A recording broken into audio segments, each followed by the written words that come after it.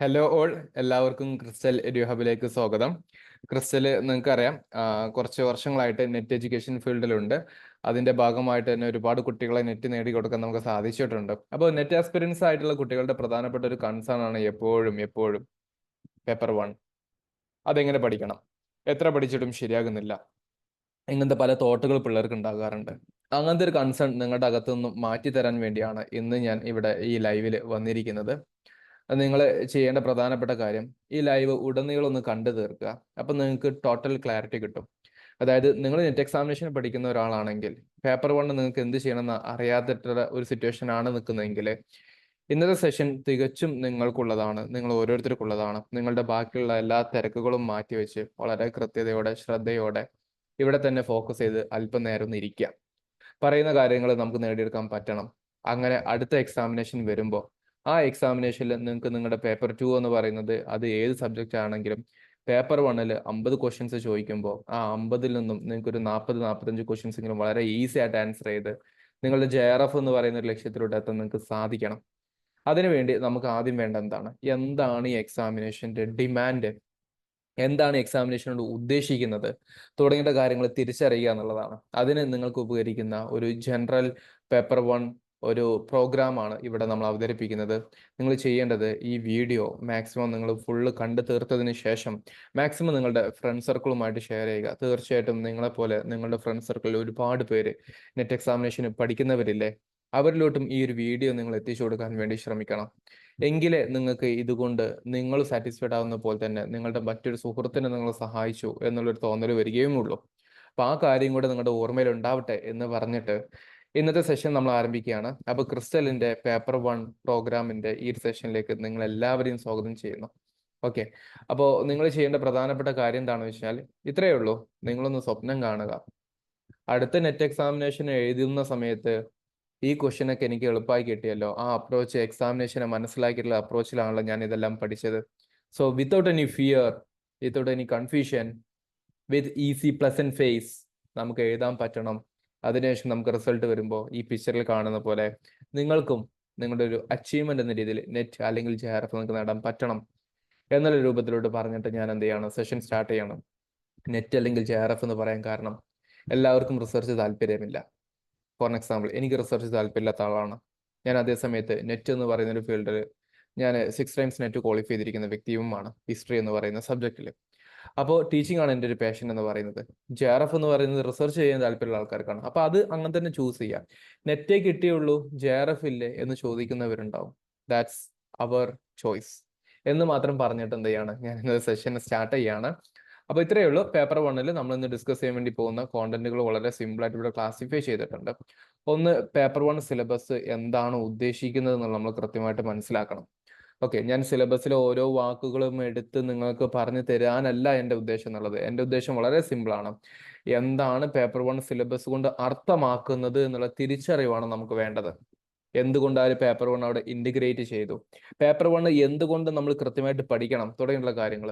ഇനി രണ്ടാമത്തെ പാർട്ടിൽ നമ്മൾ പേപ്പർ വണ്ണിൽ നിന്ന് സ്ഥിരമായിട്ട് ചോദിക്കുന്ന ചില ക്വസ്റ്റ്യൻ ടൈപ്പുകളുണ്ട്. അതുകൂടെ ഐഡന്റിഫൈ ചെയ്യുമ്പോൾ നിങ്ങൾ ഒരു യൂണിറ്റ് വായിക്കുമ്പോൾ ആ യൂണിറ്റിൽ ഒരു സബ് ടോപ്പിക് വായിക്കുമ്പോൾ നിങ്ങൾക്ക് മനസ്സിലാക്കാൻ പറ്റണം ഇതിൽ നിന്നും ഇങ്ങനെ ഒരു ക്വസ്റ്റ്യൻ വരാൻ സാധ്യതയുണ്ടല്ലോ എന്നുള്ളത്.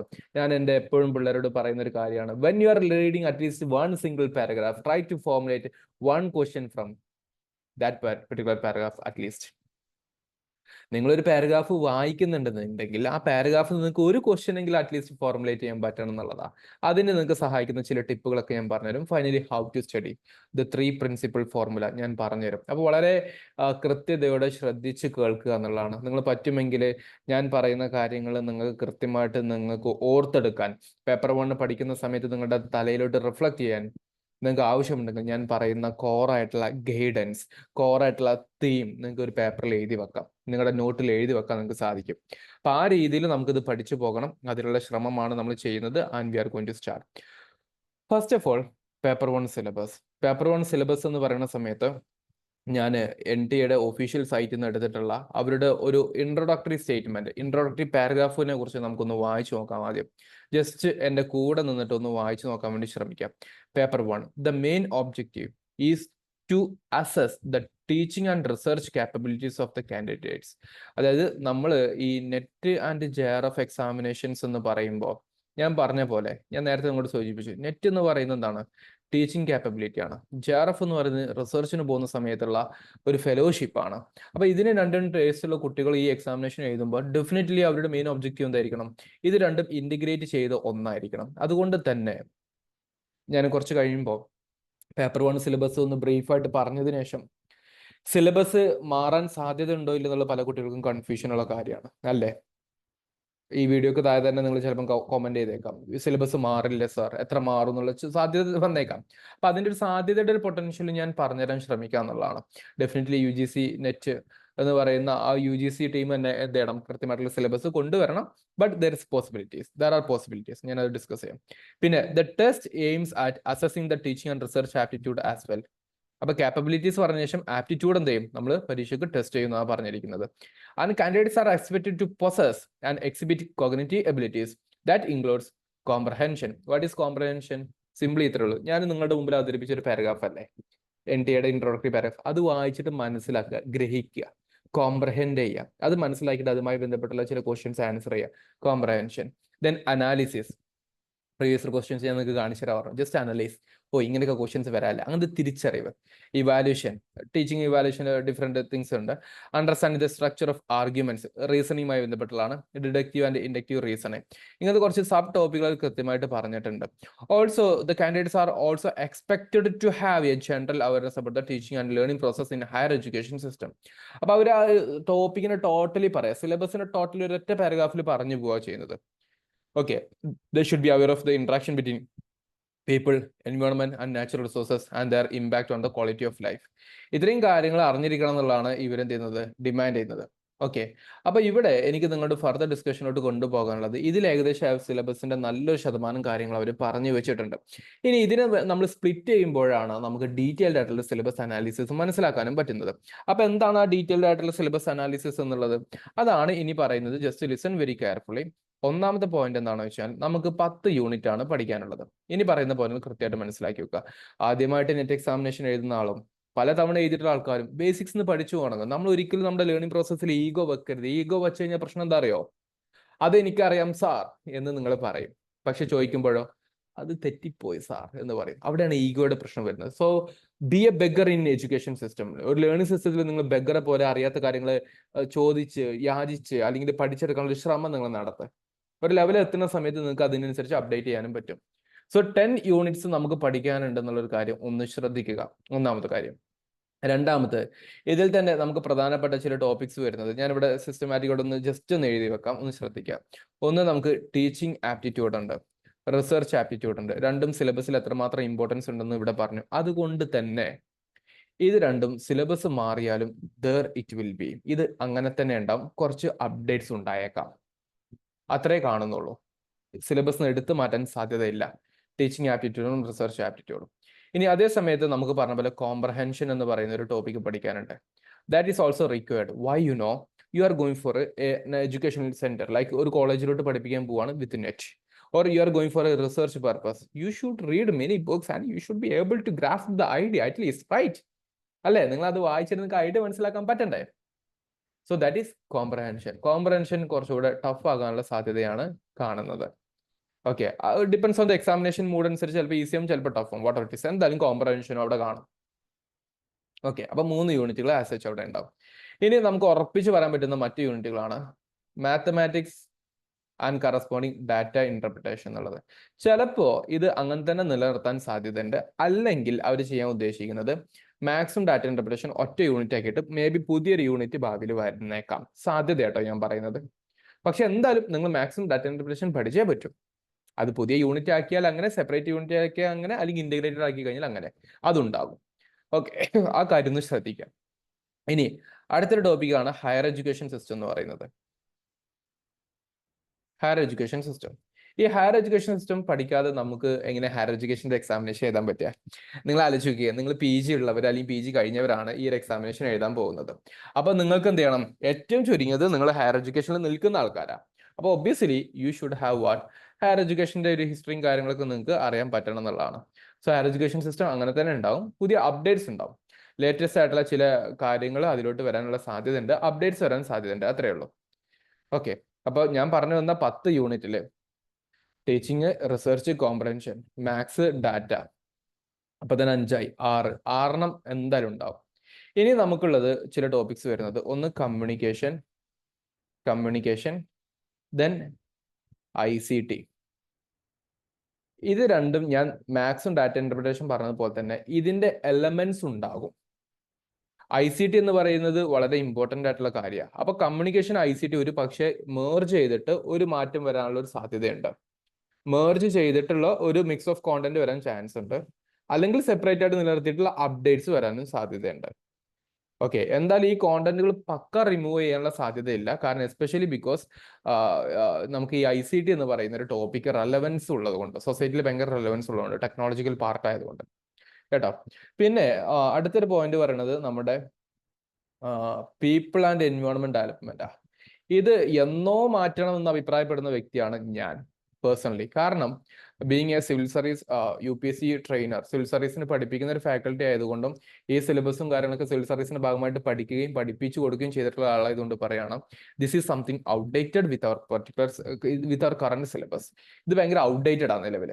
അപ്പോൾ നമ്മുടെ ഈ എൻവയോൺമെന്റ് എന്ന് പറയുന്നത് that we should know something. Like നിങ്ങൾ ആലോചിക്കുക, നിങ്ങളൊരു കൊമേഴ്സ് എടുക്കുന്ന ഒരു വ്യക്തിയാണ്, അല്ലെങ്കിൽ നിങ്ങൾ മലയാളം പഠിക്കുന്ന ആളാണ്, നിങ്ങളുടെ സബ്ജക്റ്റിൽ ഭയങ്കര ശുദ്ധ മലയാളത്തിലൊക്കെ അല്പം സംസാരിച്ചിട്ടേ, പ്രകൃതിയിൽ പോയിട്ടേ കുറച്ച് പ്ലാസ്റ്റിക് എടുത്ത് പറഞ്ഞാൽ എങ്ങനെ ഇരിക്കും എന്ന് ആലോചിച്ചാൽ മതി. Okay, so there is some kind of contradictory things അല്ലെ. നിങ്ങളൊരു സ്കോളർ ആകേണ്ടത് അത് സൊസൈറ്റിക്ക് മാതൃകയാകേണ്ട ഒരു വ്യക്തി കൂടിയാണ്. അങ്ങനെ ഒരു ടീച്ചിങ് പർപ്പസ് നമുക്ക് വേണം. ടീച്ചിങ് ആപ്റ്റിറ്റ്യൂഡ് പഠിച്ചിട്ട് പിള്ളേരെ പോയിട്ട് നുള്ളി പഞ്ഞിക്കിട്ട് എങ്ങനെ ഉണ്ടാവും? അതൊന്നല്ല ചെയ്യേണ്ടത്. There should be some kind of different attitudes we should adopt അല്ലെ. അതുപോലെ നിങ്ങൾ ഇപ്പൊ പഠിക്കുകയാണ്, നിങ്ങൾ മാനേജ്മെന്റ് സ്റ്റഡീസ് പഠിക്കുന്ന ആൾക്കാരാണ്, എന്നിട്ട് നിങ്ങൾ തല്ലിപ്പൊളിയാണ് എന്തില്, നിങ്ങളുടെ പ്രകൃതിയെ സംരക്ഷിക്കുന്നതിൽ. എന്ത് കാര്യം അതുകൊണ്ട് കാര്യം? എവറിത്തിങ് ഇസ് മാനേജ്മെന്റ്, റൈറ്റ് അല്ലേ? അപ്പൊ അങ്ങനെ പീപ്പിൾ ആൻഡ് എൻവയോൺമെന്റ് ഡെവലപ്മെന്റിൽ ഇതിൽ നല്ല അപ്ഡേറ്റ്സ് വരാൻ ചാൻസ് ആണ്, അല്ലെങ്കിൽ വരണം എന്ന് ആഗ്രഹിക്കുന്ന ഒരാളാണ്. അപ്പൊ ആ കാര്യം ഒന്ന് ശ്രദ്ധിക്കുക. ഇനി ഫൈനലി നമുക്കുള്ളത് ലോജിക്കൽ റീസണിങ് എന്ന് പറയുന്ന ഒരു മൊഡ്യൂളാണ്. ഇതിലും കുറച്ച് റിഫോംസ് നല്ലതാണ്. കാരണം ലോജിക്കൽ റീസണിങ് തന്നെ അവിടെ 2 പാർട്ടാക്കിയിട്ട് ലോജിക്കൽ റീസണിങ്ങും ഇന്ത്യൻ ലോജിക്കായിട്ട് പരപര കൊടുത്തിരിക്കുക. അതെന്നെ ഒന്ന് ബ്യൂട്ടിഫുള്ളി ഒന്നുകൂടെ സിസ്റ്റമാറ്റിക് ആക്കി കൊണ്ടുവരാൻ പറ്റിക്കഴിഞ്ഞാൽ അത് ഗ്രേറ്റ് ആണെന്ന് തോന്നിയിട്ടുള്ള ആളാണ് ഞാൻ. എസ്പെഷ്യലി ഇന്ത്യൻ ലോജിക്ക് നമ്മുടെ നാട്ടിലെ പിള്ളേർ മുഴുവൻ പഠിച്ചോണം നിർബന്ധമൊന്നുമില്ല. അതിന്റെ ബേസിക്സ് ചോദിച്ചാൽ മതി അറ്റ്ലീസ്റ്റ്. അല്ലാതെ അതിൽ തന്നെ എന്തിനാണ് നമ്മളുടെ ഓരോ ഫിലോസഫി എടുത്തിട്ട്, ലൈക്ക് അതിൽ തന്നെ ഇന്ത്യൻ ലോജിക്കൽ റീസണിങ് ഉണ്ട്. നിങ്ങൾ കേട്ടിട്ടുണ്ടാവും ശതദർശന സ്കൂൾ ഓഫ് ഫിലോസഫി എന്ന് പറഞ്ഞിട്ട്, ലൈക്ക് സംഖ്യ, വൈശേഷിക, മീമാംസ, യോഗ, ഉത്തരമീമാംസ, അങ്ങനത്തെ കേട്ടിട്ടില്ലേ? അപ്പൊ അങ്ങനത്തെ ടോപ്പിക്കിന്റെ ഒരു ബേസിക്സ് ഓക്കെ ഫൈൻ. പക്ഷെ അതിൽ നിന്ന് ഇൻഡെപ്ത് ഒക്കെ ചോദിച്ചിട്ട് വീണ്ടും പിള്ളേരെ കൺഫ്യൂഷൻ ആക്കുന്ന രൂപത്തിലോട്ട് കൊണ്ടുപോകേണ്ട ആവശ്യമൊന്നും അത്ര കണ്ടില്ല. അപ്പൊ അങ്ങനത്തെ സിലബസുകളൊന്ന് റിഫോംസ് കൊണ്ടുവരാൻ പറ്റുമായിരുന്നെങ്കിൽ നല്ലതെന്ന് എനിക്ക് തോന്നിയിട്ടുണ്ട്. വാട്ട് എവർ ഇറ്റ് ഈസ്, നമുക്ക് അങ്ങനത്തെ കുറച്ച് കാര്യങ്ങൾ പഠിക്കാനുണ്ട്. Okay, so my point is that out of 10 units നിങ്ങൾക്ക് 10 യൂണിറ്റിൽ ഏറ്റവും ചുരുങ്ങിയത് ഐ ക്യാൻ ഗ്യാരണ്ടിലി സേ ഒരു 6 യൂണിറ്റ് എങ്കിലും ആസ് സച്ച് നിലനിൽക്കും.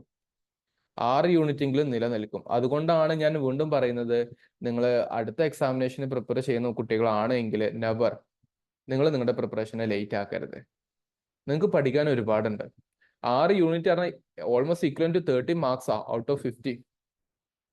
50ൽ 30 മാർക്സ് എങ്കിലും മാക്സിമം കിട്ടുന്നതാണ്. മാക്സിമം ആട്ടോ പറയുന്നത്. ഓക്കെ, അപ്പൊ അത്രയും കിട്ടുന്ന ഒരു തിരിച്ചു ചെയ്തെന്ന് പോയിന്റ് ഔട്ട് ഓഫ് 50 30 മാർക്സ് ഇത്രയും കിട്ടേണ്ടതാണ്. അപ്പൊ ആ രീതിയിൽ കാര്യങ്ങളൊന്ന് മനസ്സിലാക്കാൻ വേണ്ടി ശ്രമിക്കുക. അപ്പൊ സിലബസ് എന്ന് പറയുന്ന ഒരു കാര്യമുണ്ട്. സിലബസ്, ഡീറ്റെയിൽഡ് സിലബസ് നിങ്ങൾക്ക് നിങ്ങളുടെ ഒഫീഷ്യൽ വെബ്സൈറ്റിൽ നിന്ന് കിട്ടും, അല്ലെങ്കിൽ നിങ്ങൾ നമ്മുടെ ടെലിഗ്രാം ചാനൽ ജോയിൻ ചെയ്താൽ മതി. കേരള UGC നെറ്റ് ആസ്പിരൻസ് എന്ന് പറഞ്ഞിട്ട് നമ്മൾ ഒരു ടെലിഗ്രാം ചാനലുണ്ട്. നിങ്ങൾക്ക് അതിന്റെ ഡിസ്ക്രിപ്ഷൻ ബോക്സിൽ നോക്കിക്കഴിഞ്ഞാൽ ലിങ്ക് കാണാൻ പറ്റും. ജോയിൻ ചെയ്യാത്തവരൊക്കെ അവിടെ ജോയിൻ ചെയ്യാനും ശ്രമിക്കുക. നിങ്ങൾ സാധാരണ ടെലിഗ്രാം ഗ്രൂപ്പ് കാണുന്ന പോലെ കാണാതെ കൃത്യമായിട്ടുള്ള ചില അപ്ഡേറ്റ്സിന് വേണ്ടി അത് നോക്കുക. അതിൽ കുറച്ച് ഇൻട്രസ്റ്റിംഗ് കാര്യങ്ങളൊക്കെ ചിലപ്പോൾ വരാറുണ്ട്. എന്തായാലും ഇടയ്ക്കൊന്ന് റെഫർ ചെയ്ത് നോക്കുക. യൂസ്ഫുൾ ആയിട്ടുള്ള കാര്യങ്ങൾ തീർച്ചയായിട്ടും അതിൽ വരും. ഓക്കെ, അപ്പൊ ഇതാണ് ബേസിക് ആയിട്ടുള്ള സിലബസിന്റെ കാര്യങ്ങൾ എന്നുള്ളത്. നിങ്ങൾക്ക് ഈ സിലബസിന്റെ കാര്യങ്ങൾ മനസ്സിലായിട്ടുണ്ടോ? ഒന്ന് കമന്റ് ചെയ്തേ, ജസ്റ്റ് കമന്റ് മീ. നിങ്ങൾക്ക് ഈ സിലബസും കാര്യങ്ങളും എന്താണ് ഇതുകൊണ്ട് ഉദ്ദേശിച്ചത്, 10 യൂണിറ്റ് ഉണ്ട്, സിലബസിൽ മാറ്റങ്ങൾ വന്നു കഴിഞ്ഞാൽ എന്തൊക്കെ സംഭവിക്കും എന്നുള്ളത് ക്ലിയർ ആണ് എന്നുണ്ടെങ്കിൽ ഒന്ന് കമന്റ് ചെയ്യൂ. Just give some comments. Okay, ഇത് നമ്മളൊരു യൂട്യൂബ് ലൈവ് ആയിട്ടാണ് ഈ വീഡിയോ പ്ലാൻ ചെയ്തിരിക്കുന്നത്. കാരണം ഒരുപാട് കുട്ടികൾ പലപ്പോഴായിട്ട് ക്രിസ്റ്റലിൽ വന്നിട്ട് പേപ്പർ 1 എന്താ ചെയ്യുക ഒരുപാട് കൺഫ്യൂഷൻസ്. ഇന്നൊരു കുട്ടിയാണെങ്കിൽ നാളെ ഒരു കുട്ടി, അങ്ങനെ ഒരുപാട് കുട്ടികൾ വരുന്നതുകൊണ്ട് എല്ലാ കുട്ടികൾക്കും ഉപകാരപ്പെടുന്ന രൂപത്തിലോട്ടുള്ള ഒരു അറേഞ്ച്മെന്റ് ആയിട്ടുള്ള ഒരു ജനറൽ ഓറിയന്റേഷൻ ആയിട്ട് നമ്മൾ ഇത് ചെയ്യുന്നത്. അപ്പൊ മാക്സിമം നിങ്ങൾ എന്ത് ചെയ്യുക, ഇത് കൃത്യമായിട്ട് കാണുക, നിങ്ങൾ കൊമന്റ്സുകൾ രേഖപ്പെടുത്തുക, ഷെയർ ചെയ്യുക എന്നുള്ളത് വളരെ പ്രധാനപ്പെട്ട കാര്യമാണ്. മാക്സിമം ഷെയർ ചെയ്ത് കൊടുക്കാൻ ശ്രമിക്കുക. അപ്പൊ ഒന്നാമത് നമ്മുടെ ഡിസ്കഷൻ നമ്മൾ കഴിഞ്ഞു, സിലബസിനെ ഒന്ന് മനസ്സിലാക്കുക എന്നുള്ളതിനെ കുറിച്ചായിരുന്നു. അപ്പൊ ഇത്രയും കാര്യങ്ങൾ നമുക്ക് പഠിക്കാനുണ്ട്. ഇനി ഇതിന്റെ റെലവൻസ് എന്താണെന്ന് വെച്ചാൽ വളരെ സിമ്പിൾ ആയിട്ട് ഞാൻ പറയാം. ഇത്രയേ ഉള്ളൂ. നിങ്ങൾക്ക് പേപ്പർ 1 ഉണ്ട്, പേപ്പർ 2 ഉണ്ടല്ലോ. ഇത് രണ്ടും കൂടിയും കൂട്ടിയിട്ടല്ലേ 300 മാർക്കിന്. ഓക്കെ, പേപ്പർ 1-ന് 100 മാർക്ക്, പേപ്പർ 2-ന് 200 മാർക്ക്. അതായത് ഇതിൽ 50 ക്വസ്റ്റ്യൻസ് ഉണ്ടാവും, ഇതിൽ 100 ക്വസ്റ്റ്യൻസ് ഉണ്ടാവും. ഓരോന്നിന് 2 മാർക്ക് വീതം, അങ്ങനെയല്ലേ വരുന്നത്? Okay, fine. സോ ഈ ഒരു കാര്യങ്ങൾ ബേസിക്കലി എന്ത് ചെയ്യുക, മനസ്സിലാക്കി വെക്കാൻ വേണ്ടി ശ്രമിക്കുക. അതിന്റെ ഭാഗമായിട്ട് നിങ്ങൾ ചെയ്യേണ്ട പ്രധാനപ്പെട്ട കാര്യം, ഈ 300-ൽ നിങ്ങൾക്ക് 200 എന്തായാലും അടിക്കാൻ പോകുന്നില്ല നിങ്ങളുടെ സബ്ജക്റ്റിൽ. അതങ്ങനെയാണ്. ഒരു 150 കിട്ടി കഴിഞ്ഞാൽ നല്ലത്. ബാക്കി പേപ്പർ 1-ൽ സഹായം ഉണ്ടെങ്കിൽ മാത്രമേ നിങ്ങൾക്ക് JRF നേടാൻ പറ്റുള്ളൂ, നെറ്റ് നേടാൻ പറ്റുള്ളൂ. അപ്പോൾ ഒരിക്കലും ഇതിനെ നെഗ്ലക്ട് ചെയ്യരുത്. അതൊരു കൈൻഡ് റിക്വസ്റ്റ് ആയിട്ട് എടുക്കുക. നെഗ്ലക്ട് ചെയ്തവരാരും നെറ്റ് പാസ്സായിട്ടൊന്നുമില്ല. അത് നെറ്റിന് എക്സാമിനേഷൻ എഴുതിയിട്ടുള്ള നിങ്ങളുടെ മുൻഗാമികളോട് ചോദിച്ചാൽ മതി, അവർക്കത് മനസ്സിലാകും. ഓക്കെ, അപ്പൊ അതാണ് ബേസിക് ആയിട്ട് അറിഞ്ഞിരിക്കേണ്ട പോയിന്റ്. ഫൈൻ. ഇനി നമുക്ക് എന്ത് ചെയ്യാം, ഇതിൽ ഏറ്റവും പ്രധാനപ്പെട്ട രണ്ടാമത്തെ കാര്യം, നിങ്ങൾ കുറച്ചുകൂടെ ഇൻഡെപ്തിൽ മനസ്സിലാക്കേണ്ട കാര്യമാണ് എന്ത്, എങ്ങനെയാണ് ഇവിടുന്ന് ചോദിക്കുന്ന ക്വസ്റ്റ്യൻസിന്റെ ടൈപ്പ് എന്നുള്ളത്. ഒന്ന്, നിങ്ങൾക്ക് ഡയറക്റ്റ് ക്വസ്റ്റ്യൻസ് ചോദിക്കും. 2 സ്റ്റേറ്റ്മെന്റ് വൈസ് ക്വസ്റ്റ്യൻ ചോദിക്കും. 3 മാച്ച് ദി പെയർ. ഇത് 3ആണ് കോമൺ ടൈപ്പ് ഓഫ് ക്വസ്റ്റ്യൻസ് എന്നുള്ളത്. ഇങ്ങനെ 3 ടൈപ്പ് ഓഫ് ക്വസ്റ്റ്യൻസ് ആണ് ഏറ്റവും കൂടുതൽ വരിക. ഔട്ട് ഓഫ് 50 ക്വസ്റ്റ്യൻസിൽ നിന്നും ഈ ടൈപ്പ് ഓഫ് ക്വസ്റ്റ്യൻസ് ആയിരിക്കും ഏറ്റവും കൂടുതൽ നിങ്ങൾക്ക് കാണാൻ പറ്റുക. ഞാൻ അതിന്റെ 2 മോഡൽസ് നിങ്ങൾക്ക് കാണിച്ചു തരാൻ വേണ്ടി ഉദ്ദേശിക്കുന്നുണ്ട്. അപ്പൊ just listen that very carefully. ഇത്രയേ ഉള്ളൂ. ഇവിടെ കണ്ടോ, ഇതിപ്പോ റീസെന്റ് ജൂൺ എക്സാമിനേഷനിൽ നടന്നിട്ടുണ്ടായിരുന്ന ഓഫ്ലൈൻ എക്സാമിനേഷൻ, അതിലുള്ള ചില ക്വസ്റ്റ്യൻസ് നമുക്കൊന്ന് പരിചയപ്പെടാം. ഒന്ന് മാച്ച് ദി പെയർ ക്വസ്റ്റ്യൻ അവിടെ ഉള്ളത്. ഇതും മാച്ച് ദി പെയറാ, ഒരൊറ്റ സെറ്റിലെ ക്വസ്റ്റ്യൻസാ. അപ്പൊ ഇവിടെ കണ്ടോ, ഒരു ഭാഗത്ത് നിങ്ങൾക്ക് ഇങ്ങനെ 2 സെറ്റ് എ സെറ്റ് ബി എന്ന് പറഞ്ഞിട്ട് കൊടുത്തിട്ടുണ്ടെങ്കിൽ ഇങ്ങനെ ഓരോ കാര്യങ്ങൾ, നെഫ്രോടോക്സിക്, ഹെമറ്റോടോക്സിക്, പൾമണോടോക്സിക്, ഹെപ്പറ്റോടോക്സിക്. എപ്പോഴെങ്കിലും ഹോസ്പിറ്റലിൽ കയറി ഇറങ്ങിയാൽ മതിയായിരുന്നു തോന്നുന്ന നിമിഷങ്ങളാണ്. നെഫ്രോളജി എന്താണ്, കിഡ്നിയാണെന്നൊക്കെ നമുക്കറിയാലോ. You can link it at least അങ്ങനത്തെ വാക്കുകൾ കാണുന്ന സമയത്ത്. അപ്പൊ അങ്ങനത്തെ ഒരു ലോജിക് ഉണ്ടെങ്കിൽ നല്ലത്. ഓക്കെ, അതുപോലെ ഇവിടെ കണ്ടോ, വേർഡുകളും അതിന്റെ കോഡ് വെച്ചിട്ടുള്ള, ലൈക്ക് സെയിം റൂൾ വെച്ചിട്ടുള്ള കോഡുകളും വെച്ചിട്ടുള്ള ചില കാര്യങ്ങൾ വരുന്നതാണ്. ടൈം, അപ്പൊ അതെങ്ങനെയാണ് വരിക, like there will be some kind of things like alphabetical ഓർഡറും കോഡും കാര്യങ്ങളൊക്കെ ഉണ്ടാവും. ഞാൻ ഇതിന്റെ ഡിസ്കഷനിലോട്ടല്ല ഇപ്പൊ ഉദ്ദേശിക്കുന്നത്. ഞാനും നിങ്ങളെ പോലെ ഈ ക്വസ്റ്റ്യൻ പേപ്പർ നിങ്ങൾക്ക് കാണിക്കാൻ വേണ്ടി എടുത്തിട്ടുള്ള റാൻഡം ആയിട്ടുള്ള ചില കാര്യങ്ങൾ ജസ്റ്റ് കാണിച്ചു തരാൻ ഒറ്റ ഉദ്ദേശമേ ഉള്ളൂ. പിന്നെ ഇവിടെ അടുത്ത ചോദ്യം, മൈൻഡ് ടു മൈൻഡ് കമ്മ്യൂണിക്കേഷൻ എന്ന് പറയുന്നത് അവിടെ കണ്ടോ, എന്താണ് അതുകൊണ്ട് ഉദ്ദേശിക്കുന്നത്? അപ്പൊ അതിൽ ഏതൊക്കെ കമ്മ്യൂണിക്കേഷൻ ആണ് ഇൻവോൾവ് ചെയ്യുന്നത്? ഫിസിക്കൽ ഉണ്ട്, നോയ്സ് ഉണ്ട്. മൈൻഡ് ടു മൈൻഡാ, നോയ്സ് മാനിപ്പുലേഷൻ ഉണ്ടാവോ? ഷെയർഡ് ബിലീഫ് ഉണ്ടാവോ? മൈൻഡ് ടു മൈൻഡാ, ഞാനും എൻ്റെ ഗേൾഫ്രണ്ടോ വൈഫോ അല്ലെങ്കിൽ ഫ്രണ്ടോ ഇങ്ങനെ ഇരിക്കുകയാണെന്ന് വിചാരിക്കുക. അപ്പൊ മൈൻഡ് ടു മൈൻഡ് കമ്മ്യൂണിക്കേഷൻ അങ്ങനെ അപ്ലിക്കേഷൻ ലെവലിൽ ചിന്തിക്കാൻ പറ്റണം. അപ്പൊ അതെന്താന്നുള്ളത്, മൈൻഡ് ടു മൈൻഡ് കമ്മ്യൂണിക്കേഷൻ എന്തായാലും ഇത് കിടപ്പുണ്ടാവില്ലേ, കോണ്ടാക്സ്റ്റ് ഉണ്ടാവില്ലേ, എന്ത് സിറ്റുവേഷൻ ആണെന്നുള്ളത്. അപ്പൊ അങ്ങനത്തെ കുറച്ച് കാര്യങ്ങളൊക്കെ ഒന്ന് ചിന്തിച്ച് നോക്കുക. ഓക്കെ, അപ്പൊ ഇങ്ങനെ തന്നിട്ട് നോക്കിക്കേ, ഇവിടെ കണ്ടോ, ഇപ്രാവശ്യം ഓഫ്ലൈൻ എക്സാമിനേഷനിൽ ഇങ്ങനെ കുറെ മൾട്ടിപ്പിൾ ഓപ്ഷൻസ് ഉണ്ടായിരുന്നു. When communication helps a group to achieve its goal.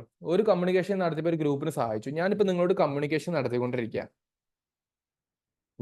ഒരു കമ്മ്യൂണിക്കേഷൻ നടത്തിക്കൊണ്ടിരിക്കുക. നിങ്ങളൊരു ഗ്രൂപ്പാണ്, ഈ ഓഡിയൻസ് എന്ന് പറയുന്ന ആൾക്കാർ. അപ്പോൾ നിങ്ങൾക്ക് അത് നിങ്ങളുടെ ഗോള് പേപ്പർ 1 അച്ചീവ് ചെയ്യാനുള്ള വലിയൊരു സഹായമായിട്ട് മാറി തോന്നുക. അപ്പോൾ അതിനെന്താ വിളിക്കുക? ഡിസ്റപ്ഷൻ എന്നാണ് വിളിക്കുക, പ്രൊമോഷൻ എന്നാണ് വിളിക്കുക, ഡിവോഷൻ എന്നാണ് വിളിക്കുക, കൗണ്ടറാക്റ്റീവ് എന്ന് വിളിക്കുക. പോസിറ്റീവ്ലി ആലോചിച്ചാൽ നിങ്ങൾക്ക് ഉത്തരം കിട്ടും. നിങ്ങൾക്ക് വേണമെങ്കിൽ ഇതിന്റെ ആൻസേഴ്സ് കമന്റ് ചെയ്യാം കേട്ടോ.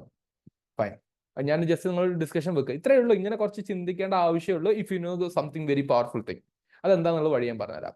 Which of the following are the sub divisions of the implicit? Implicit പറഞ്ഞാൽ indirect, okay, memory or unconscious മെമ്മറിയുടെ സബ് ഡിവിഷൻസ് എന്തൊക്കെയാണ് വരുന്നത് എന്നുള്ളത്.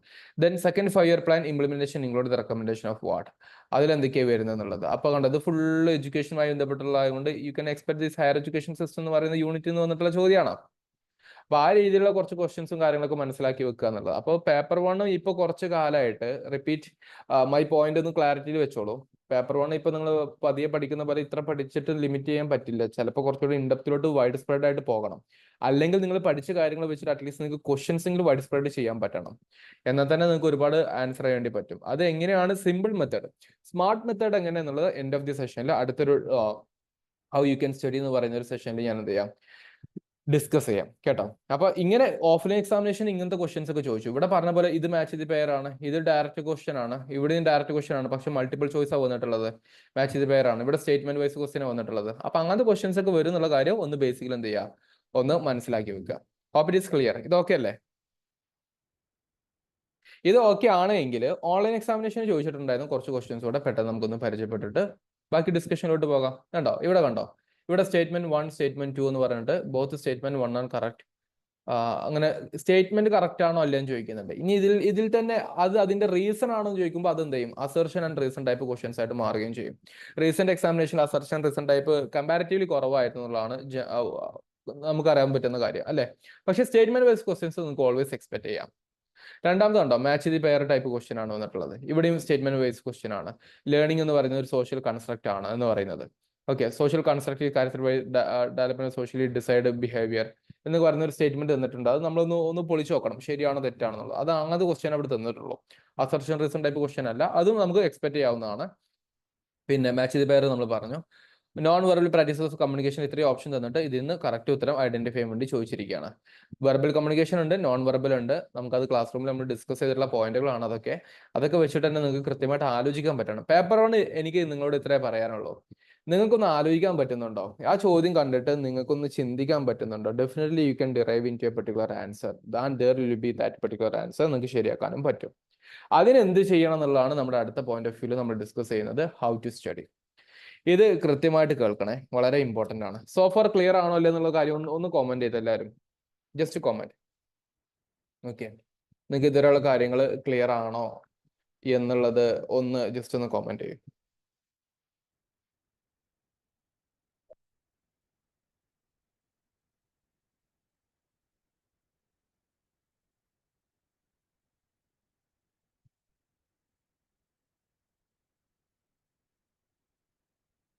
Yes, thank you. ഓക്കെ, ഇനി നമ്മൾ ഡിസ്കസ് ചെയ്യുന്ന പ്രധാനപ്പെട്ട point, how to study. This is something very important. So far you got one thing. എന്താണ് എക്സാമിനേഷന്റെ ആവശ്യം? അതായത് സിലബസ് നമ്മൾ ഏകദേശം പിടുത്തം കിട്ടി. ഇനി എക്സാമിനേഷന്റെ റിയൽ പൊട്ടൻഷ്യൽ എന്താ? അതിൽ നമ്മൾ കുറച്ച് ക്വസ്റ്റ്യൻസ് നേച്ചറും നോക്കി. ഇനി നമുക്ക് ചെയ്യേണ്ടത് വാട്ട് ഐ ക്യാൻ ഡു. ഞാൻ എന്ത് ചെയ്യാൻ പറ്റും സാർ, എനിക്ക് എന്ത് ചെയ്യാൻ പറ്റും എന്നുള്ളത്. There I am. ഇത് കൃത്യമായിട്ട് കേൾക്കുക. ഞാൻ പറഞ്ഞ പോലെ പലപ്പോഴും ഞാൻ ഒരു റിയാലിറ്റി സംസാരിക്കാണ്. ആ റിയാലിറ്റിയിൽ നിന്നാണ് നമ്മൾ പഠിപ്പിച്ചു കൊടുക്കാറ്, എല്ലാ കാര്യങ്ങളും നമ്മൾ സപ്പോർട്ട് ചെയ്യാറുള്ളത്. ദ പോയിന്റ് ഇസ് ദാറ്റ് നിങ്ങളിപ്പോൾ കണ്ടു ചില ക്വസ്റ്റ്യൻസ് എടുത്ത് നോക്കിയ സമയത്ത്, സർ അതിന്റെ ഫസ്റ്റ് ലെവൽ ഇൻഫർമേഷൻ എനിക്കറിയാം, സെക്കൻഡ് ലെവൽ ഇൻഫർമേഷൻ എനിക്കറിയില്ല, അല്ലെങ്കിൽ ആ ഇൻഫർമേഷന്റെ ഈ ഒരു സൈഡ് എനിക്കറിയാം, ഈ ഒരു സൈഡ് എന്നുള്ള ക്വസ്റ്റ്യൻ എനിക്ക് കിട്ടുന്നില്ല എന്ന് തോന്നുന്ന ആൾക്കാർ ചെയ്യേണ്ടത്, നിങ്ങൾ പഠിക്കുന്ന സമയത്ത് നിങ്ങളുടെ കോൺസെപ്റ്റ് ക്ലിയർ ആണോ എന്നുള്ള കാര്യം കൃത്യമായിട്ട് നോക്കണം. കാരണം നിങ്ങളുടെ കോൺസെപ്റ്റ് ക്ലിയർ ആണ് എങ്കിൽ നിങ്ങൾക്ക് ആ സെക്കൻഡ് പാർട്ട് അറ്റംപ്റ്റ് ചെയ്യാനുള്ള ഒരു അപ്രോച്ച് കിട്ടും. അല്ലെങ്കിൽ ഇന്ന ഉത്തരം കിട്ടി, ഇന്നതിന്റെ ഉത്തരം കിട്ടില്ല എന്നുള്ള കൺഫ്യൂഷൻ മാറും. കാരണം കോൺസെപ്റ്റ് ക്ലിയർ അല്ലേ, നിങ്ങൾക്ക് ഇത് പഠിച്ചെടുക്കാൻ കുറച്ച് പാടായിരിക്കും. നിങ്ങൾ എന്താ ചോദിച്ചാൽ സാധാരണ ഒരു സ്റ്റുഡന്റ് ചെയ്യുന്നത്, അല്ലെങ്കിൽ സാധാരണ സ്റ്റുഡൻസിന് ചില ക്വറീസ് ആണ്, സർ പേപ്പർ 1 പഠിക്കാൻ പറ്റിയ ഒരു സ്റ്റഡി മെറ്റീരിയൽ പറഞ്ഞിട്ട് അതാകുമ്പോൾ അത് വായിച്ചങ്ങ് പഠിച്ചാൽ പോരെ. പേപ്പർ 1 സ്റ്റഡി മെറ്റീരിയൽ വേണമെങ്കിൽ ക്രിസ്റ്റൽ തരാം, പക്ഷെ അത് ആസ് സച്ച് അങ്ങ് തരാത്തത്. അങ്ങനെ പഠിക്കാനായിരുന്നെങ്കിൽ എന്നെ ഒരുപാട് പേർക്ക് നെറ്റ് കിട്ടുമായിരുന്നു. നിങ്ങൾ ആലോചിച്ചിട്ടുണ്ടോ, 10 ലക്ഷം ആൾക്കാർ നെറ്റ് എക്സാമിനേഷൻ ക്ലിയർ ചെയ്യുന്ന സമയത്ത് ലെസ് ദാൻ 5000 ആൾക്കാർക്ക് മാത്രമാണ് ഈ ഒരു അവസരം കിട്ടുന്നുള്ളൂ. ബാക്കി അത്രയും ആപ്ലിക്കൻസ് ഔട്ട് ആവുന്നുണ്ടെങ്കിൽ, അല്ലെങ്കിൽ ആ 5000-നകത്ത് നിങ്ങൾ വരുന്നുണ്ടെങ്കിൽ നിങ്ങൾ എന്തുമാത്രം എഫേർട്ട് എടുക്കണം എന്നുള്ളത്, ആ ഒരു കാര്യം കൃത്യമായിട്ടൊന്ന് ശ്രദ്ധിക്കുക. ഓക്കെ, അപ്പോൾ കോൺസെപ്റ്റുവൽ ക്ലാരിറ്റി വളരെ ഇമ്പോർട്ടൻ്റ് ആണ് ഫോർ ഓൾ 10 യൂണിറ്റ്സ്. 10 യൂണിറ്റ്സിനും കോൺസെപ്റ്റുവൽ ക്ലാരിറ്റി ഇമ്പോർട്ടൻ്റ് ആണ്. അതിൽ കോൺസെപ്റ്റുവൽ ക്ലാരിറ്റി മാത്സിന്റെ കേസിൽ പറയുന്ന സമയത്ത് നിങ്ങൾക്ക് മാത്സ് പേടിയുള്ള കാറ്റഗറി ഓഫ് ആർട്സ് സ്റ്റുഡൻസ് ആണെങ്കിൽ ബേസിക്കലി നിങ്ങൾ ചെയ്യേണ്ടത് നിങ്ങളുടെ ബേസിക്സ് മാത്സിൽ ഉറപ്പിച്ച് തുടങ്ങുക എന്നുള്ള, എന്നിട്ട് കുറച്ചെങ്കിലും ഇമ്പ്രൂവ്മെന്റ് കൊണ്ടുവന്നിട്ട് മാത്സ് ഒന്നും ഡാറ്റ ഇൻഫർമേഷൻ 10 ചോദ്യം ചോദിക്കുകയാണെങ്കിൽ അറ്റ്ലീസ്റ്റ് നിങ്ങൾക്ക് ഒരു 5 ആൻസർ ചെയ്യാൻ പറ്റുകയാണെങ്കിൽ ഗ്രേറ്റ് അല്ലേ. അതിനല്ലേ ഇമ്പ്രൂവ്മെന്റ് എന്ന് വിളിക്കുക. ഡാൻസർ എനിക്ക് പേടിയാറ് മാറ്റി വെക്കുന്നതിനേക്കാൾ നല്ലതല്ലേ. അപ്പൊ അങ്ങനത്തെ ഒരു ഡെഡിക്കേറ്റഡ് മൈൻഡ് നിങ്ങൾക്ക് ഉണ്ടാവണം. So conceptual clarity is something very important. നമ്മളുടെ ക്രിസ്റ്റൽ ക്ലാസ്സസിന്റെ ഏറ്റവും പ്രധാനപ്പെട്ട ഭാഗം കോൺസെപ്റ്റിന് ഇമ്പോർട്ടൻസ് കൊടുക്കുന്നുള്ള. എന്നാൽ നിങ്ങൾക്ക് ബാക്കിയുള്ളത് ആൻസർ ചെയ്യാൻ പറ്റും. അതെങ്ങനെയാണെന്ന് വെച്ച് കഴിഞ്ഞാൽ നിങ്ങൾ ഇത്രയേ ഉള്ളൂ. ക്രിസ്റ്റൽ പഠിപ്പിച്ചിരുന്ന കോൺസെപ്റ്റൽ ക്ലാസ്സസ് വളരെ കൃത്യമായിട്ട് മനസ്സിലാക്കി പഠിക്കാൻ പറ്റിക്കഴിഞ്ഞാൽ നിങ്ങൾ പിന്നീട് പുസ്തകങ്ങൾ അന്വേഷിച്ച് പോകണ്ട. രണ്ടാമത്തത്, നിങ്ങൾ കൂടുതൽ ക്വസ്റ്റ്യൻസ് പ്രാക്ടീസ് ചെയ്താൽ മതി. എന്നാൽ തന്നെ നിങ്ങളുടെ ലെവൽ ഓഫ് നോളജ് അത്യാവശ്യം നിങ്ങൾക്ക് ആൻസർ ചെയ്യാൻ പറ്റുന്ന രൂപത്തിലോട്ട് വികസിക്കും. അവിടെയാണ് വികാസം വരുന്നത്. ഇല്ലെങ്കിൽ കുട്ടികൾ ചെയ്യുന്നത് ഇവിടെ മാത്രം ഡിപ്പെൻഡ് ചെയ്യും. ഫാക്റ്റില് teaching aptitude, evaluation system, summative, ആ ഒരു മെത്തേഡിലോട്ട് മാറും. അങ്ങനത്തെ ആൾക്കാർ എന്താ വെച്ചാൽ ആ ക്വസ്റ്റ്യൻ ചോദിച്ചിട്ടില്ലെങ്കിൽ അവർ പെടും. ഇത് റിയാലിറ്റിയാണ്. നിങ്ങളിത് ഏത് സ്റ്റുഡൻറ്റിനും ഞാൻ പറഞ്ഞ ഈ കാര്യത്തിനോട് നിങ്ങൾക്ക് നിങ്ങളുടെ അനുഭവം പങ്കുവെക്കാനുണ്ടെങ്കിൽ ജസ്റ്റ് ടൈപ്പ് മീ. അത് നിങ്ങളൊന്ന് കമന്റ് ചെയ്തേക്കേ. ഞാനിപ്പോൾ ഈ പറഞ്ഞ കാര്യം നമ്മൾ ഫാക്റ്റ് മാത്രം പഠിച്ചു പോകുന്ന സമയത്ത് ആ ക്വസ്റ്റ്യൻസ് ചോദിച്ചു കഴിഞ്ഞാൽ നമുക്ക് ആൻസർ ചെയ്യാൻ പറ്റും. ഇല്ല എങ്കിൽ നമുക്ക് എന്ത് ചെയ്യാൻ പറ്റില്ല, ബാക്കി ക്വസ്റ്റ്യൻസ് ആൻസർ ചെയ്യാൻ പറ്റില്ല. പക്ഷെ അതേ സമയത്ത് നമ്മൾ കോൺസെപ്റ്റ് ആണ് കൂടുതൽ ഇമ്പോർട്ടൻസ് കൊടുക്കുന്നതെങ്കിൽ ഡെഫിനറ്റ്ലി നമുക്ക് കോൺസെപ്റ്റൽ ക്ലാരിറ്റി ഉണ്ടാവും. അതിൻ്റെ അകത്ത് ഫാക്ട് വന്നു കഴിഞ്ഞാൽ തന്നെ കോൺസെപ്റ്റ് വെച്ചിട്ട് നമുക്ക് ഫാക്റ്റിലോട്ട് മേർജ് ചെയ്യാൻ പറ്റും. ക്രിസ്റ്റലിന്റെ അപ്രോച്ച് എന്ന് പറയുന്നത് കോൺസെപ്റ്റ് ആദ്യം പഠിപ്പിച്ചിട്ടേ ഫാക്ട് ഇന്റഗ്രേറ്റ് ചെയ്യുള്ളൂ. എന്നാൽ നിങ്ങളുടെ ലേണിംഗ് പ്രോസസ്സിന് ഒരു ബ്യൂട്ടിഫുൾ ഫീലിംഗ് ഉണ്ടാവും. ഞാൻ ഈ പറഞ്ഞ കാര്യത്തിലൂടെ നിങ്ങൾ യോജിക്കുന്നുണ്ടെങ്കിൽ ഒന്ന് ജസ്റ്റ് നിങ്ങളുടെ അനുഭവമോ അല്ലെങ്കിൽ നിങ്ങളുടെ ഒരു സജഷനോ നിങ്ങളുടെ ഒരു എക്സ്പീരിയൻസോ നിങ്ങളൊന്ന് കമന്റ് ചെയ്യും. എന്നാലേ നമുക്കത് മനസ്സിലാക്കാൻ പറ്റുള്ളൂ. What actually one student things അല്ലെങ്കിൽ what actually one student feel while they are learning. അല്ലെങ്കിൽ നിങ്ങൾ രാത്രി സർ ഞാൻ രാത്രി ഒരുപാട് മണിക്കൂറുകൾ ഇരുന്ന് കഷ്ടപ്പെട്ട് പഠിച്ചതാണ്, എനിക്ക് കിട്ടിയില്ല എന്ന് പറഞ്ഞിട്ട് വല്ല കാര്യമുണ്ടോ നമ്മൾ ശരിയായ രീതിയിൽ പഠിക്കാതെ? അപ്പൊ ഞാൻ പറയുന്നത് ഇത്രയേ ഉള്ളൂ. നിങ്ങൾ കൃത്യമായിട്ട് പഠിക്കുക. അത് കൃത്യത പറയുമ്പോൾ ഫസ്റ്റ് കോൺസെപ്റ്റിന് ഇമ്പോർട്ടൻസ് കൊടുക്കുക, ദെൻ ഫാക്റ്റിന് ഇമ്പോർട്ടൻസ് കൊടുക്കുക. ഇത് രണ്ടും ക്രിസ്റ്റൽ നിങ്ങൾക്ക് വളരെ കൃത്യമായിട്ട് ചെയ്തു തരും. പ്ലസ് ഇത് രണ്ടും നിങ്ങൾ സെറ്റ് ആണെങ്കിൽ, സെറ്റ് ആണോ എന്ന് നോക്കാനുള്ള ഒന്നാണ് എന്ത് പ്രാക്ടീസ് എന്ന് പറയുന്ന കാര്യം. നിങ്ങൾ തിയറി പഠിച്ചു കോൺസെപ്റ്റ് ആയിട്ടും ഫാക്റ്റ് ആയിട്ടും, ഇനി നമുക്കത് പ്രാക്ടീസ് ചെയ്യണം. MCQs എടുത്ത് സോൾവ് ചെയ്യാം. അപ്പൊ ഞാൻ പറഞ്ഞ പോലെ നിങ്ങൾക്ക് കിട്ടാവുന്ന MCQs, ഗൂഗിളിൽ നിന്ന് കിട്ടുന്ന MCQs നിങ്ങൾ ചെയ്തോ, ക്രിസ്റ്റലിന്റെ ടെലിഗ്രാം ഗ്രൂപ്പിൽ നിന്ന് നിങ്ങൾ ചെയ്തോ, അല്ലാത്തത് നിങ്ങൾ ചെയ്തോ, whatever it is you can do it, keep on practising. പക്ഷെ അതിനു മുമ്പ് നിങ്ങൾ ഈ കോൺസെപ്റ്റും ഫാക്റ്റും വേണം. ഇല്ലെങ്കിൽ നിങ്ങൾക്ക് കാണുമ്പോൾ ക്വസ്റ്റ്യൻ കാണുമ്പോൾ അയ്യോ ഇതൊക്കെ എന്ത് ക്വസ്റ്റ്യൻ എന്ന് അന്തം വിടും. അത് പാടില്ല. ഫസ്റ്റ് കോൺസെപ്റ്റും ഫാക്റ്റും ക്ലിയർ ആയിട്ട് മാത്രം MCQസിലോട്ട് വളരെ കൃത്യമായിട്ട് ഡെഡിക്കേറ്റ് ചെയ്തിട്ട് പോവുക എന്നുള്ളതാണ്. സോ ഈ കാര്യം നിങ്ങൾ ചെയ്യാൻ റെഡിയാണോ? നിങ്ങൾക്ക് ഡെഫിനറ്റ്ലി അടുത്ത എക്സാമിനേഷനിൽ 80+ മാർക്സ് പേപ്പർ 1-ൽ തന്നെ വാങ്ങിക്കാൻ പറ്റും. നിങ്ങൾക്ക് അറിയാം ക്രിസ്റ്റലിന്റെ പ്രധാനപ്പെട്ട മോട്ടോ എന്ന് പറയുന്നത് തന്നെ പേപ്പർ 1-ൽ പഠിക്കുന്ന ഏതൊരു സ്റ്റുഡന്റിനും 80+ മാർക്സ് വാങ്ങിക്കാനുള്ള സപ്പോർട്ടാണ് നമ്മൾ നൽകുന്നത്. എല്ലാവർക്കും അത് വാങ്ങിക്കണം എന്നുള്ള ഉദ്ദേശമുണ്ട്. ആ രീതിയിലാണ് നമ്മൾ ചെയ്യുന്നത്. ഓക്കെ, അപ്പൊ എനിക്ക് നിങ്ങളോട് ഒരൊറ്റ കാര്യം പറയാനുള്ളൂ, പ്രാക്ടീസ്. ഇത്രയേ ഉള്ളൂ. നിങ്ങൾ ഇപ്പൊ ഒന്ന് എൻ്റെ ഒരു കോൺസെപ്റ്റൽ ക്ലാസ്സിൽ ഇരുന്നോ, എന്നിട്ട് ആ കോൺസെപ്റ്റൽ ക്ലാസ്സുമായി ബന്ധപ്പെട്ട് നിങ്ങൾക്ക് ഇന്നൊരു എക്സാം ഉണ്ട്, നാളെ ഒരു എക്സാം ഉണ്ട്. നിങ്ങൾക്കത് ഇന്നത്തെ എഴുതാൻ പറ്റി, മറ്റന്നാളത്തെ എഴുതാൻ പറ്റിയില്ല എന്ന് വിചാരിക്കാം. പക്ഷെ you try to do that, because ആ ക്വസ്റ്റ്യൻസിലൂടെ നമുക്ക് അറ്റ്ലീസ്റ്റ് പഠിച്ചൂടെ? അങ്ങനെയെങ്കിലും നമുക്ക് ആലോചിക്കാം. അപ്പൊ നമുക്ക് കുറച്ചുകൂടെ ഷാർപ്പ് നോളജ് ഡെവലപ്പ് ചെയ്തെടുക്കാൻ വേണ്ടി പറ്റും എന്നുള്ള, അതാണ് പ്രാക്ടീസിന്റെ ഏറ്റവും പ്രധാനപ്പെട്ട കാര്യം. ഷാർപ്പ് നോളജ് ഡെവലപ്പ് ചെയ്തെടുക്കാൻ വേണ്ടി. ഓക്കെ, മില്ലേനിയം ഡെവലപ്മെന്റ് ഗോൾസും സസ്റ്റൈനബിൾ ഡെവലപ്മെന്റ് ഗോൾസും എത്രയാണ് ടാർഗറ്റ്, എന്തൊക്കെയാണ് ഉള്ളത് എന്നുള്ളത് നിങ്ങൾ പ്രാക്ടീസ് ചെയ്യുമ്പോൾ നിങ്ങൾക്ക് കൃത്യമായിട്ട് അതിന്റെ ടാർഗറ്റ് കിട്ടുന്നേ. So the point is that always remember practice only make you something perfect. ഈ പ്രാക്ടീസ് ഉണ്ടെങ്കിൽ മാത്രമേ ഞാൻ നേരത്തെ പറഞ്ഞ പോലെ നിങ്ങൾക്ക് ഒരു 80+ മാർക്ക് വാങ്ങിക്കാനും പറ്റുള്ളൂ. അല്ലാണ്ട് ഞാനൊരു പണ്ഡിതനാണെന്ന് പറഞ്ഞിട്ട് സർ എനിക്ക് കോൺസെപ്റ്റ് അറിയാം, എനിക്ക് ഫാക്റ്റ് അറിയാം, നിങ്ങൾ പരീക്ഷയ്ക്ക് പ്രാക്ടീസ് ചെയ്യാതെ പോയി കഴിഞ്ഞാൽ അത് രണ്ടും നിങ്ങൾക്ക് അറിയാവുന്നത് നിങ്ങൾക്ക് അറിയാം. പക്ഷെ പരീക്ഷ പേപ്പറിന് അറിയേണ്ടത് ആ പഠിച്ച കാര്യങ്ങൾ നിങ്ങൾക്ക് ആൻസറിലോട്ട് കൊണ്ടുവരാൻ പറ്റുമോ എന്നുള്ളതാണ്. അപ്പൊ ആ രീതിയിൽ എന്ത് ചെയ്യുക, ആ കാര്യങ്ങളൊന്ന് മനസ്സിലാക്കി വെക്കുക. ഇനി ഫൈനലി ഞാൻ പേപ്പർ 1-ന്റെ ഒരു കീ ടു സക്സസ് എന്ന് പറയുന്ന നമ്മുടെ ഒരു കോംപ്രഹെൻസീവ് ബാച്ചിന്റെ കാര്യം കൂടി പറയാം. സിലബസ് അപ്ഡേറ്റ് ചെയ്താലും ആസ് ഓഫ് നൗ ആണെങ്കിലും നമ്മളത് കോംപ്രഹെൻസീവ് നിങ്ങൾക്ക് കവർ ചെയ്ത് തരും. അതിന് കറസ്പോണ്ട് ആയിട്ടുള്ള എക്സാം ഓറിയന്റഡ് നോട്ട്സ് നിങ്ങൾക്ക് ലഭിക്കും. അത് ഡിപ്പെൻഡ് ചെയ്താൽ മതി. നിങ്ങൾ അല്ലാണ്ട് വെറുതെ പോയിട്ട് ഒരുപാട് വായിക്കൊന്നും വേണ്ട. നിങ്ങളുടെ സ്റ്റുഡൻസിന് ഒരു സ്റ്റഡി ഗ്രൂപ്പിലോട്ട് വെച്ചിട്ട് ഒരു മെന്ററിന്റെ സപ്പോർട്ട് നൽകും. വീക്കിലി ടെസ്റ്റ് ഉണ്ടാവും, മന്ത്ലി ടെസ്റ്റ് ഉണ്ടാവും, റിവിഷൻ ക്ലാസ്സസ് ഉണ്ടാവും, അതിന്റെ പ്രോഗ്രസ് ഉണ്ടാവും. എന്ന് പറഞ്ഞു കഴിഞ്ഞാൽ നിങ്ങൾക്ക് ഒരു 3 months കൊണ്ട് നമ്മൾ പേപ്പർ 1-ന്റെ ഫുൾ കോഴ്സ് കംപ്ലീറ്റ് ആക്കും. പിന്നീട് എന്താണോ ഒരു മാസം 1.5 മാസം പക്ക റിവിഷൻ മോഡായിരിക്കും. അങ്ങനെ ടോട്ടലി പേപ്പർ 1-ന്റെ ക്ലാസ്സസ് വരുന്നത് ജസ്റ്റ് 3,999 ആണ്. നിങ്ങൾ ക്രിസ്റ്റൽ ജോയിൻ ചെയ്യുന്നതിന് മുന്നേ നിങ്ങൾക്ക് വേണമെങ്കിൽ വേറെ ഇൻസ്റ്റിറ്റ്യൂഷന്റെ ക്ലാസ്സസ് കണ്ടു നോക്കാം, ക്രിസ്റ്റലിന്റെ ക്ലാസ്സസ് കണ്ടു നോക്കാം. ദാറ്റ്സ് യുവർ ചോയ്സ് കാണുന്നവർക്ക്. അതേ സമയത്ത് ബാക്കിയുള്ള ഒരു ഇൻസ്റ്റിറ്റ്യൂഷന്റെ ഫീ ആലോചിക്കാം, നമ്മുടെ ഫീ ആലോചിക്കാം. നമ്മുടെ പോളിസി എപ്പോഴും അഫോർഡബിൾ എന്ന രൂപത്തിലോട്ടാ. ഓക്കെ, ക്രിസ്റ്റല് ഇത്രേ വാങ്ങിക്കുന്നുള്ളൂ. ബാക്കി അതേ സമയത്ത് ഒരുപാട് ഇൻസ്റ്റിറ്റ്യൂഷൻസ് ഇതിനേക്കാൾ കൂടുതൽ വാങ്ങിക്കുന്നവരുണ്ട്, ഇതിനേക്കാൾ താഴ്ന്നു വാങ്ങിക്കുന്നവരുണ്ട്. പക്ഷെ ക്രിസ്റ്റൽ കൊടുക്കുന്ന സർവീസസിൽ കോൺഫിഡന്റ് ആയതുകൊണ്ടാണ് we are having this much of amount, ഇത്രയും എമൗണ്ട് നമ്മൾ വെക്കുന്നത്. Because of Crystal services are like that one. നിങ്ങൾക്ക് അത്യാവശ്യം നല്ല ഫാക്കൽറ്റീസ് ആണ്, JRF ഒക്കെ ക്വാളിഫൈ ചെയ്തിരിക്കുന്ന ഫാക്കൽറ്റീസ് ആണ് മുഴുവൻ പഠിപ്പിക്കുന്നത്. കഴിഞ്ഞ ബാച്ചിലുള്ള ഓരോ കുട്ടികൾക്ക് അത് മനസ്സിലായിട്ടുണ്ടാവും. ഓക്കെ, അല്ലാണ്ട് നിങ്ങൾ എവിടെയാണ് ഏറ്റവും കുറഞ്ഞ ഫീസ് കിട്ടുന്നത് വിചാരിച്ച് ഓടിപ്പോകുമ്പോൾ ക്വാളിറ്റി കിട്ടുന്നുണ്ടെന്നുള്ള കാര്യം കൂടി ഒന്ന് എൻഷുർ ചെയ്യണം. ഓക്കെ, ക്വാളിറ്റി ഇല്ലാതെ നിങ്ങൾ, എൻ്റെ കയ്യിൽ 100 ജീൻസ് പാൻറ് ഉണ്ട്, 100 ദിവസത്തിന് ഇടാൻ പറ്റുള്ളൂ. പക്ഷെ എൻ്റെ കയ്യിൽ 2 ജീൻസ് പാൻറ്റേ ഉണ്ടാവുള്ളൂ, അത് ക്വാളിറ്റി ഉള്ള ഒന്നായിരിക്കും, അതെനിക്ക് 2 കൊല്ലം ഇടാൻ പറ്റും. അത്രേ ഉള്ളൂ. അങ്ങനെയൊക്കെ ആലോചിച്ച് നോക്കുക സിമ്പിൾ ആയിട്ട്. ഓക്കെ, അപ്പൊ നമ്മുടെ ക്ലാസ്സിന്റെ അപ്രോച്ച് വരുന്നത് ഇങ്ങനെയാണ്. നിങ്ങൾക്ക് ഓൺലൈനായിട്ട് ലൈവും റെക്കോർഡഡ് ക്ലാസ്സസ് ഉണ്ടാകും. ഓൺലൈനായിട്ട് റിപ്പീറ്റ് ലൈവും റെക്കോർഡഡ് ക്ലാസ്സസ് ഉണ്ടാകും. അതിന്റെ കൂട്ടത്തിൽ നിങ്ങൾ അറിഞ്ഞിരിക്കേണ്ടത്, ഫസ്റ്റ് ലെവലിൽ നമ്മൾ നിങ്ങളുടെ കോൺസെപ്റ്റൽ ക്ലാരിറ്റി കൂട്ടിത്തരും. ഇത് കൃത്യമായിട്ട് ശ്രദ്ധിക്കുക. ഫസ്റ്റ് ലെവലിൽ നമ്മൾ നിങ്ങളുടെ കോൺസെപ്റ്റൽ ക്ലാരിറ്റി കൂട്ടിത്തരും. ലെവൽ 2 ഈ കോൺസെപ്റ്റ് ബേസ് ചെയ്തിട്ട് കുറച്ച് മോക്ക് ടെസ്റ്റ് ഉണ്ടാവും. ലെവൽ 3 എന്നിട്ട് അഡ്വാൻസ്ഡ് ക്ലാസ് പോകും. അതിൽ ഫാക്ട്സ് ഇന്റഗ്രേറ്റ് ചെയ്തിട്ടുള്ള കാര്യങ്ങൾ, ആ ടോപ്പിക്കിന് കുറച്ചുകൂടി അഡ്വാൻസ്ഡ് മോഡ് പോകും. അപ്പോൾ ഒരു ടോപ്പിക് തന്നെ നിങ്ങൾക്ക് കോൺസെപ്റ്റിലും കിട്ടും, അഡ്വാൻസ്ഡും കിട്ടും. അതിൻ്റെ ഇടയ്ക്ക് നിങ്ങൾക്ക് മോക്ക് ടെസ്റ്റും കാര്യങ്ങളും ഉണ്ടാവും. അപ്പം നമുക്ക് പതിയെ പ്രോഗ്രസ് ചെയ്യേണ്ടി പറ്റും. ഇത് ഒന്നാമത്തെ സ്റ്റെപ്പ് ആണെങ്കിൽ, രണ്ടാമത്തതിൽ നിങ്ങൾക്ക് ഒരു മെന്റർഷിപ്പ് സപ്പോർട്ട് ഉണ്ടാവും. അതിൽ നിങ്ങൾക്ക് ഗ്രൂപ്പ് സ്റ്റഡി ഉണ്ടാവും. നിങ്ങൾക്ക് കുറച്ച് ടാസ്ക് തരും. ആ ടാസ്ക് കാര്യങ്ങൾ നിങ്ങൾ ചെയ്യുന്നു. മോർ പ്രാക്ടീസിലൂടെ മോർ ഗ്രോത്ത് നിങ്ങൾക്ക് കൊണ്ടുവരാൻ പറ്റുന്നു. ഫൈനൽ റിവിഷൻ, എന്നിട്ട് നിങ്ങൾ എക്സാമിനേഷനിലോട്ട് പോകുന്നു. നിങ്ങൾ ഹാപ്പി ആയിട്ട് എക്സാമിനേഷൻ എഴുതുന്നു. നിങ്ങൾ റിസൾട്ട് കിട്ടുന്നു. ഈ നമ്പറിലോട്ട് വിളിച്ചറിയിക്കുന്നു. ഓഫീസ് നമ്പറാണ്. ഇനി അങ്ങനെ വിളിച്ചറിയിക്കണമെന്നുണ്ടെങ്കിൽ നിങ്ങൾ ചെയ്യേണ്ടത് ഇതുപോലെ പഠിക്കണം എന്നുള്ള. ഇതുപോലെ പഠിക്കാനും ഇതിനെക്കുറിച്ച് കൂടുതൽ അറിയാനും ഈ നമ്പറിലോട്ട് ഉടനെ ബന്ധപ്പെട്ടോ. 7593885533. ഓക്കെ, എന്നിട്ട് നിങ്ങൾ അഡ്മിഷൻ എടുക്കാൻ വേണ്ടി ശ്രമിക്കുക.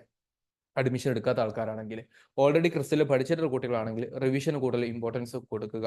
ഓക്കെ, നിങ്ങൾക്ക് വേണ്ടി സ്പെഷ്യൽ സെഷൻസും കാര്യങ്ങളൊക്കെ പതിയെ വരുന്നതായിരിക്കും. അപ്പോൾ ഇങ്ങനത്തെ കുറച്ച് കാര്യങ്ങൾ മനസ്സിലാക്കിയിട്ട് മാക്സിമം യൂട്ടിലൈസ് ചെയ്യുക എന്നുള്ളതാണ് എനിക്ക് നിങ്ങളോട് പറയാനുള്ളത്.